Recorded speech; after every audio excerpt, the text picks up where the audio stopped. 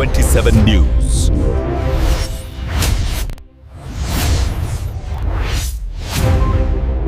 చేస్తానని నా ప్రజాబలంతో నేను ముందుకొచ్చాను. నాకు ఈ ఒకసారి అవకాశం ఇచ్చి మా ప్రజాబలం అందరు కలిసి నన్ను గెలిపిస్తే నేను వాళ్ళకి ఎప్పటికీ ధన్యవాదాలు తెలుపుకుంటాను.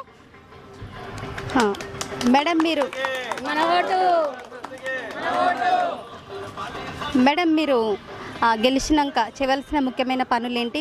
ఇప్పుడు మీరు కౌన్సిలింగ్కి వెళ్తున్నారు కదా, మీకు ప్రజలు ఎలాంటి ప్రాబ్లమ్స్ ఉన్నాయని మీ దృష్టికి తీసుకొస్తున్నారు మేడం? రోడ్లు లేవని సరిగా రోడ్లు లేవని చెప్పారు, సీసీ లైట్స్ లేవని చెప్పారు, మోర్లు ఇవన్నీ క్లీన్ చేయట్లేదు, నీట్గా ఉండట్లేదు అని చెప్తున్నారు.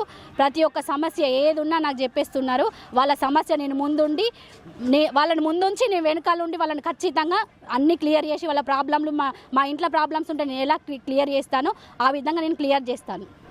Okay madam.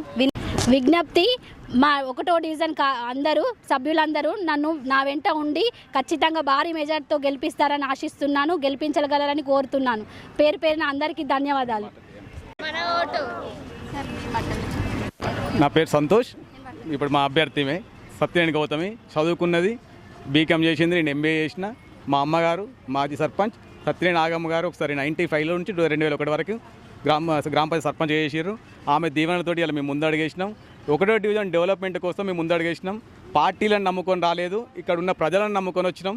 పార్టీ బలాన్ని చూసుకొని రాలేదు, ప్రజల బలం చూసుకొని వచ్చినాం. నా వెంట ఉన్న వాళ్ళందరూ నా బలం అనుకొని నమ్ముకొని వాళ్ళు వచ్చిన వీళ్ళందరూ కూడా నన్ను భారీ మెజారిటీతో గెలిపిస్తారని ఆశిస్తున్నాను. నేను ఇంకొకటి చెప్తున్నాను, నేను ఆస్తులు కూడబెట్టడానికి, ఆస్తులు సంపాదించుకోవడానికి రాజకీయాలకు రాలేదు, కార్పొరేటర్గా బరిలోకి రాలేదు. ప్రజాసేవ చేయడానికి, డివిజన్ డెవలప్మెంట్ చేయడానికి, ప్రజలకు ఒక కొడుకులాగా ఉండి సేవ చేయడానికి ఉద్దేశంతో ఇందులోకి వచ్చిన. నాకు దేవుడు ఇచ్చిన వరకు నీకు అన్ని రకాలుగా మంచిగా ఆర్థికంగా ఉన్నా, ₹1 కూడా ఎన్నికేసుకోవడానికి రాలేదు, ప్రజా సొమ్మును దుర్వినియోగం చేయడానికి రాలేదు, ప్రజాసేవ చేయడానికే వచ్చిన. మీ ఇంటి కొడుకుగా, మీ ఇంటి కోడలుగా దీవించండి. డెవలప్మెంట్ చేయకపోతే నా ఇంటికి రండి. నా పేరు సత్యనేని సంతోష్, మా ఇల్లు అక్కడే ఉంటుంది. ఇంటి అడ్రస్ చెప్తా, ఏదని చెప్తా. డివిజన్ డెవలప్మెంట్ అనేది ఖచ్చితంగా చేసి చూపిస్తా.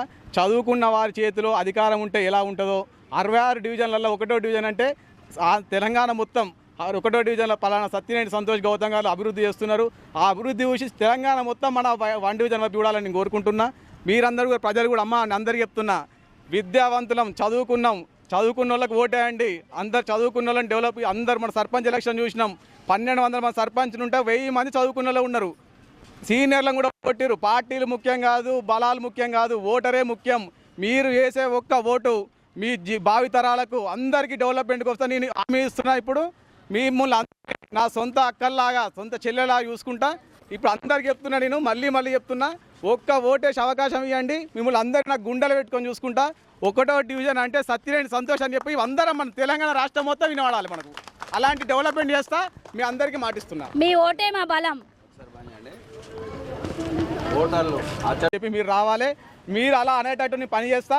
ఇప్పుడు హామీ ఇస్తున్నా. ఆరేపల్లి ప్రజలకు అందరికీ, 1వ డివిజన్ అందరికీ చెప్తున్నా, ఇదే మీకు సువర్ణ అవకాశం. 1వ డివిజన్లో సత్యనేని గౌతమి సంతోష్ ఉంగరం మీద ఓటేసి గెలిపియండి. అందరినీ గుండెలు పెట్టుకొని చూసుకుంటా. ఒక్కసారి చెప్తున్నా, ఉంగరం గుర్తుకే. ఓకే, విన్నారు కదా వారి మాటల్లోని.